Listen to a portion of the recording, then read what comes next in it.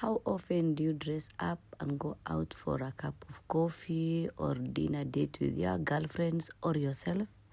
Personally, as a shepreneur, there are times that things are not going as planned, or I'm thinking of an idea, or I'm planning things in my head. This is what I do. I just dress up and go out just to get clarity. A friend of mine once told me, you need to come in terms with what is in your mind. If you can't control things or things are not going as planned, just come in terms with it and you will get clarity. Mashallah, aniga shakhsi ahaan waxaan jeclahay waxyaalaha aan rabo inaan suubiyo ama waxaan qaban rabay sidaan rabay uu noqon waayo iska labistaa.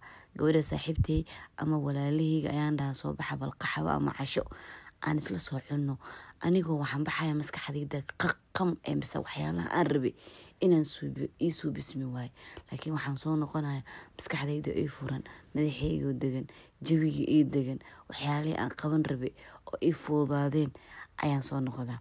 Marka haddaad dumar taho waxdu ku hagaagi waayo dhib ma laha, labiso iska bax, casho soo cun ama koob shaah intaad meel fadhito soo cab.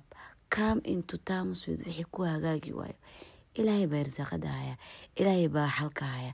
Marka ilaahay taladan saarano aan isku roonaano dumaryo.